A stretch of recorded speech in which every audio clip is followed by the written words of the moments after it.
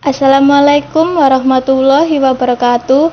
Kami dari kelompok 2 akan mempresentasikan hasil diskusi oleh kelompok kami mengenai strategi pembelajaran CTL atau Contextual Teaching Learning. Sebelumnya, saya akan memperkenalkan anggota dari kelompok 2. Yang pertama ada Ayu Sifaur, yang kedua ada Ajeng Kinanti, dan yang terakhir saya sendiri Vika Eris. Submateri yang akan kita bahas pada hari ini meliputi definisi, tujuan, kelebihan, kekurangan, fase-fase, contoh penerapan, perbedaan CTL dan konvensional, serta langkah-langkah pembelajaran dari strategi CTL. Untuk materi yang pertama akan disampaikan oleh rekan-rekan saya.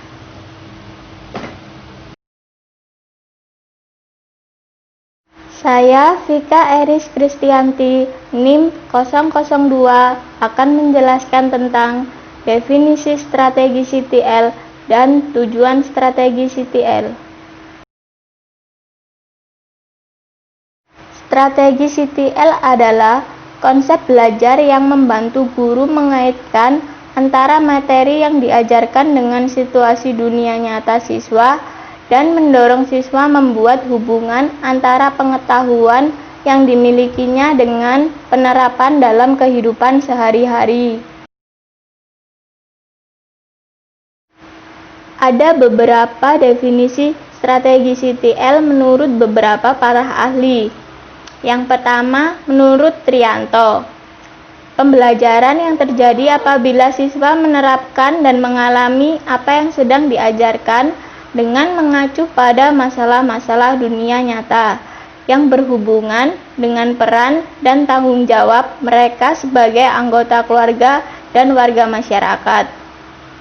Yang kedua, menurut Muslik, yaitu filosofi belajar yang menerapkan bahwa belajar tidak hanya sekedar menghafal, tetapi mengkonstruksi atau membangun pengetahuan dan keterampilan baru lewat fakta-fakta yang mereka alami dalam kehidupannya.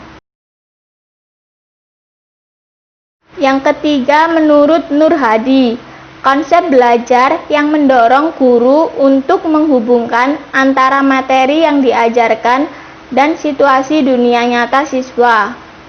Dan yang terakhir, menurut Johnson, sebuah proses pendidikan yang bertujuan untuk menolong para siswa melihat makna di dalam materi akademik yang mereka pelajari dengan cara menghubungkan subjek-subjek akademik dengan konteks dalam kehidupan keseharian mereka. Jadi, pengertian CTL dari pendapat para tokoh-tokoh di atas dapat kita simpulkan bahwa strategi CTL adalah konsep belajar yang membantu guru mengaitkan antara materi yang diajarkan dengan situasi dunia nyata siswa dan mendorong siswa membuat hubungan antara pengetahuan yang dimilikinya dengan penerapan dalam kehidupan sehari-hari. Ada beberapa tujuan dalam strategi pembelajaran CTL, yaitu yang pertama, untuk memotivasi siswa dalam memahami makna materi pelajaran. Yang kedua, di dalam belajar, siswa tidak hanya sekedar menghafal, tetapi perlu adanya pemahaman. Yang ketiga, strategi pembelajaran ini menekankan pada pengembangan minat pengamalan siswa. Yang keempat, untuk melatih siswa agar dapat berpikir kritis dan terampil dalam proses pengetahuannya.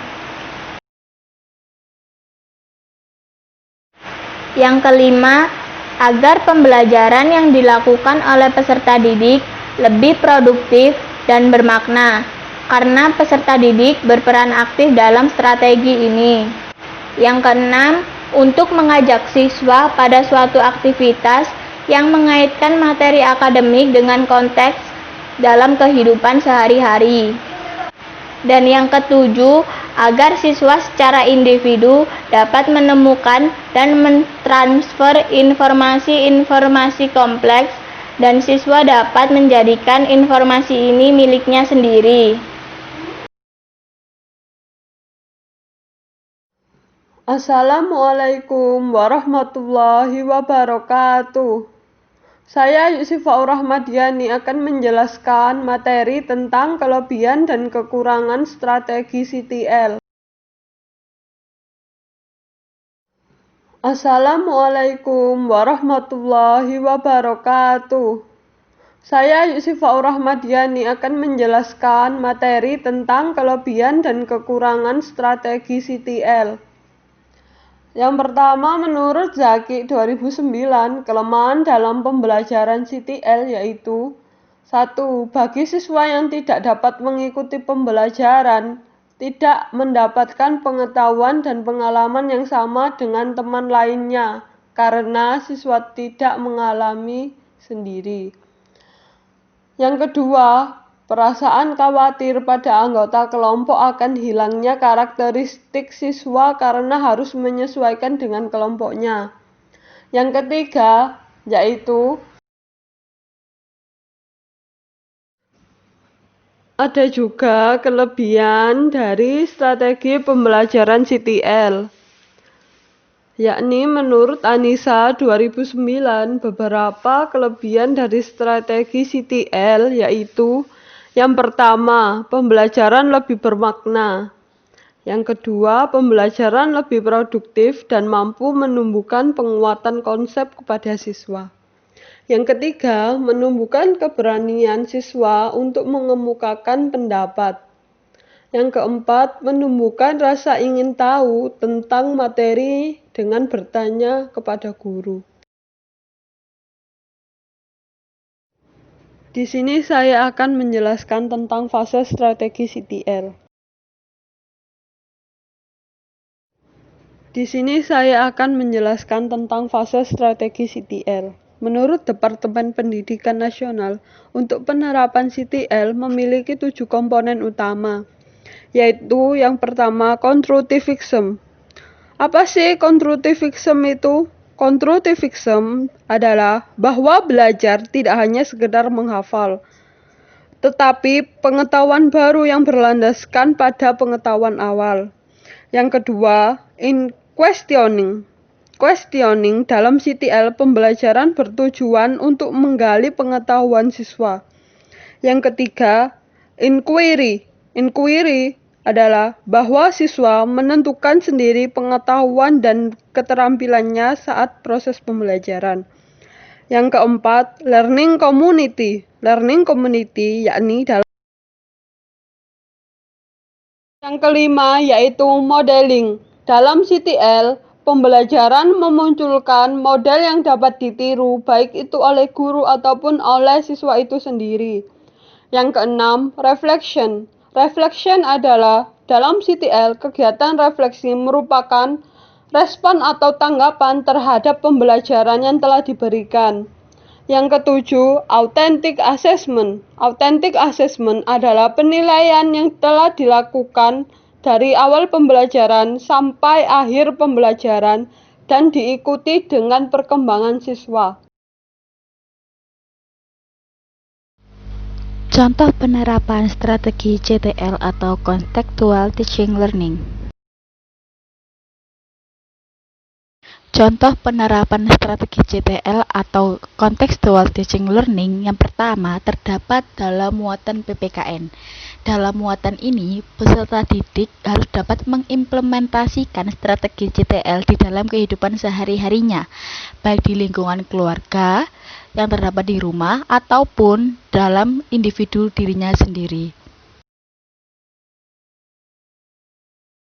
Pada contoh penerapan yang kedua terdapat dalam muatan matematika.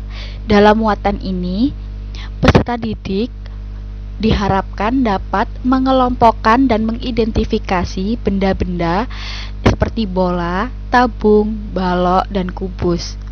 Serta juga peserta didik harus mengetahui dari bentuk konkretnya. Untuk penerapan yang ketiga terdapat dalam bahasa Indonesia. Peserta didik harus bisa menunjukkan gambar jarak yang baik antara mata dan media menulis serta mendemonstrasikan jarak yang baik antara mata dan media menulis.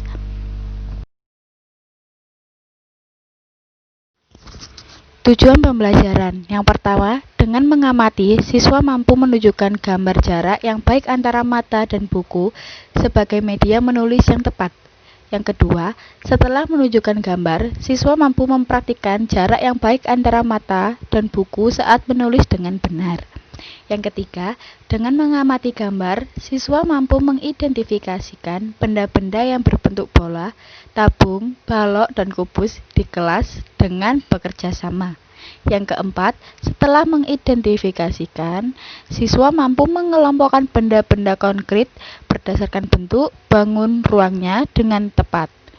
Yang kelima, melalui diskusi, siswa mampu menyebutkan gambar kesukaan anggota keluarga di rumah dengan benar.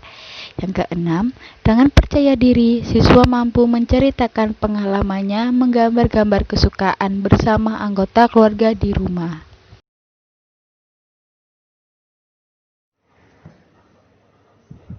Saya akan menjelaskan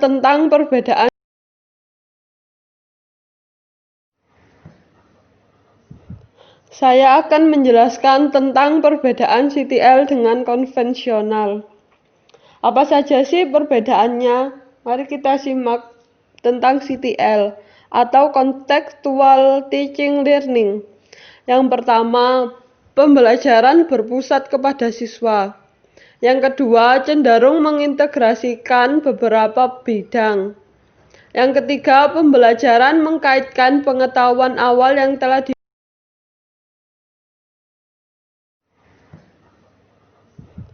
Saya akan menjelaskan tentang perbedaan CTL dengan konvensional. Apa saja sih perbedaannya? Mari kita simak tentang CTL atau Contextual Teaching Learning. Yang pertama, pembelajaran berpusat kepada siswa. Yang kedua, cenderung mengintegrasikan beberapa Saya Ajeng Kinanti Anastasia NIM 1900090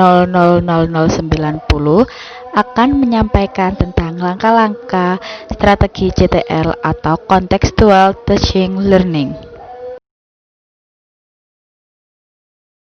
Kegiatan awal. Langkah pertama ialah kelas dimulai dengan dibuka dengan salam, menanyakan kabar, dan mengecek kehadiran siswa.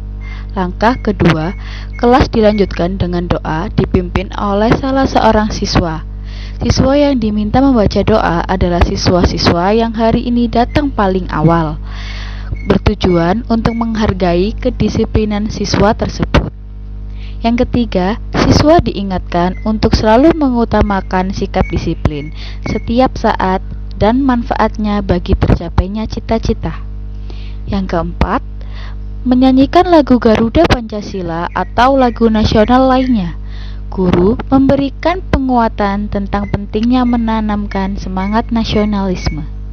Langkah kelima, pembiasaan membaca 15 menit dimulai dengan guru menceritakan tentang kisah masa kecil salah satu tokoh dunia, kesehatan, kebersihan, makanan atau minuman sehat, cerita inspirasi dan motivasi. Sebelum membacakan buku, guru menjelaskan tujuan kegiatan literasi dan mengajak siswa mendiskusikan pertanyaan-pertanyaan berikut. Apa yang tergambar pada sampul buku? Apa judul buku? Kira-kira ini menceritakan tentang apa? Pernahkah kamu membaca judul buku seperti ini? Kegiatan inti. Yang A. Ayo berkreasi. Langkah pertama, guru menampilkan gambar. Langkah kedua, siswa menyimak gambar atau demonstrasi yang dicontohkan guru. Langkah ketiga, guru menjelaskan hal-hal apa saja terkait jarak yang tepat antara mata dan media menulis. B. Ayo mengamati. Langkah pertama, siswa memperhatikan cara duduk yang tepat, cara memegang pensil, dan cara meletakkan buku tulis di atas meja. Langkah kedua, siswa memperhatikan jarak yang tepat antara mata dan buku saat akan mulai menulis. Langkah yang ketiga, guru meminta siswa mewarnai gambar benda-benda yang ada di buku siswa. Langkah keempat, guru mengawasi dan mengingatkan siswa untuk disiplin menjaga jarak antara mata dan buku dengan baik. C. Ayo berlatih. Langkah pertama, kegiatan dilanjutkan dengan mendengarkan penjelasan guru. Langkah kedua, siswa mengamati benda-benda yang ada di lingkungan sekolah. Langkah ketiga, siswa menyebutkan benda yang ada di lingkungan sekolah dan bentuknya. Langkah keempat, guru menunjukkan 4 model bangun ruang, yaitu bola, tabung, balok, dan kubus. Langkah kelima, guru memberikan penjelasan tentang konsep bangun ruang bola, tabung, balok, dan kubus. Langkah keenam, siswa mengidentifikasikan ciri-ciri bangun ruang dengan cara menentukan mana gambar yang berbentuk bola, tabung, balok, ataupun kubus.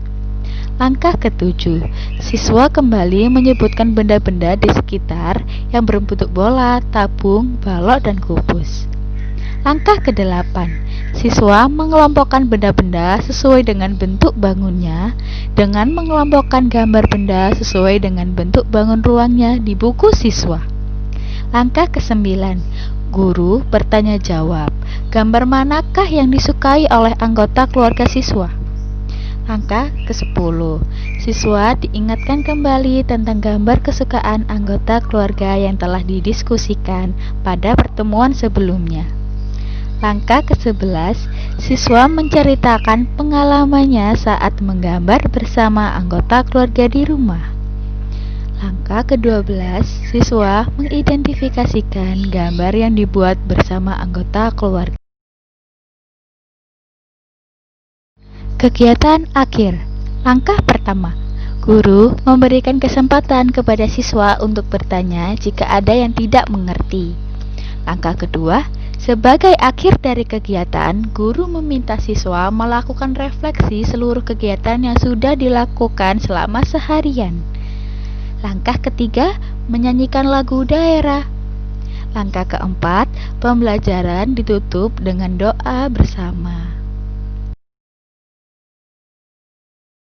Sekian hasil diskusi dari kelompok 2. Terima kasih dan mohon maaf apabila masih banyak kekurangan serta salah pengucapan dalam penyampaian materi kami.